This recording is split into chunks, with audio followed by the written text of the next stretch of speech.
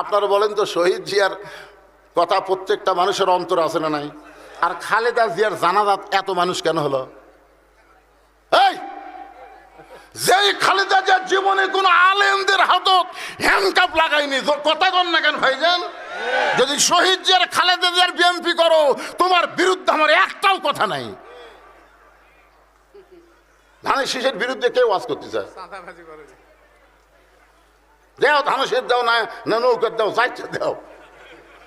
ভিতরে আসো ময়না, ভিতরে আসো। বাইরে থেকে স্লোগান না দেয়, ভিতরে আসো বাবা। কি মনে কষ্ট পাচ্ছেন? ওমর ফারুক বললেন, রাখাল আজানের গুরুত্ব দিও।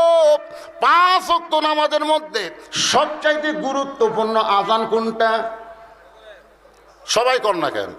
5 ওয়াক্ত নামাজের মধ্যে সবচাইতে গুরুত্বপূর্ণ আজান হলো ফজরের আজান। একই শব্দ 2 বার বেশি